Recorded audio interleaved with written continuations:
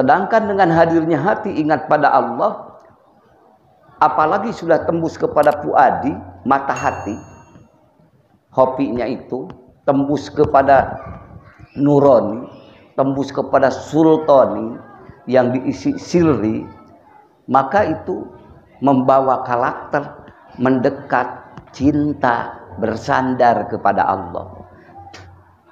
Aktif dimanapun juga Bapak, di posisi apapun Bapak menjadi keabadian di sisi Allah. Itu yang luar biasa. Maka Allah firmankan dalam Al-Quran, Fadkuruni adkurkum. Ingatlah aku, niscaya aku pun ingat padamu. Bahkan lebih ingat. Ingat Allah lain dengan ingat kita.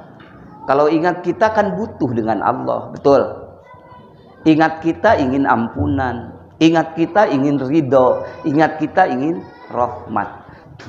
Tapi ingatnya Allah kepada hamba, sebelum kita meminta, Allah sudah ngasih pada kita.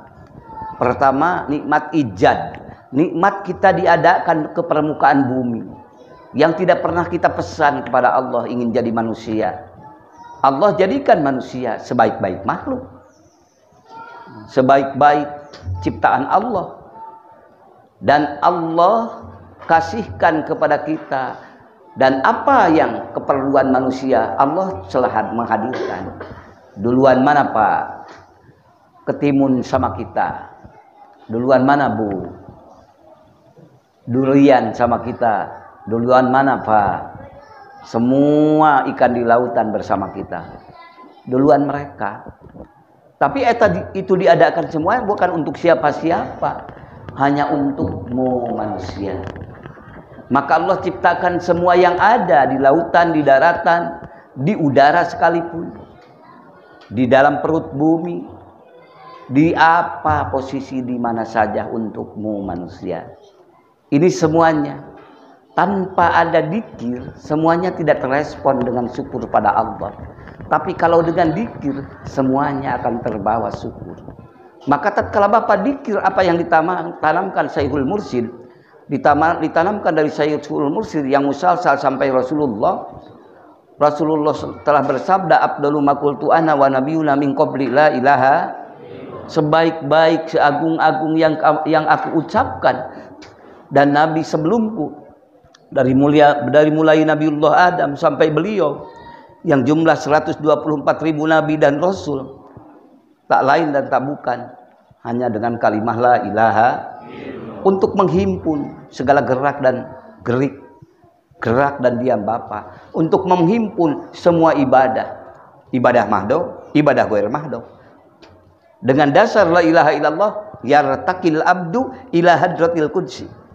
Terangkatlah seorang hamba sampai mana? Sampai langit ke-1, ke-2, ke-3, ke-7.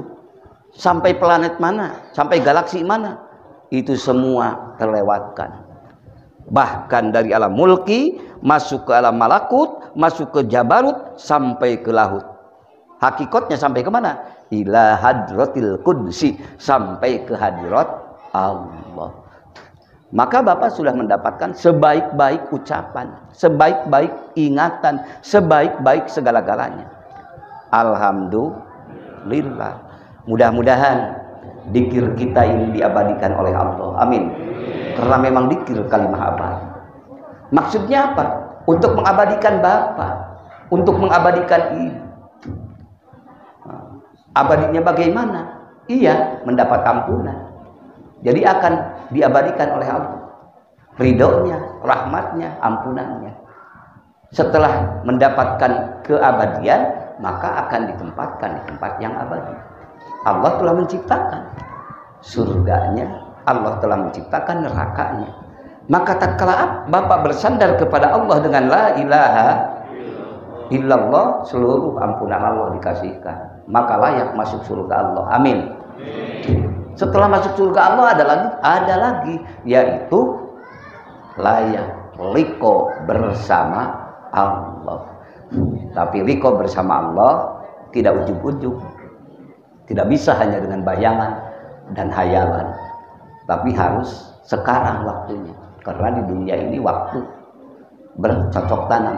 Maka kata Imam Nawawi, malam yajro fi hadhihi dunya lam yahsud fil akhirati. Siapa yang tidak menanam di dunia, ya tidak akan menuai nanti di akhirat.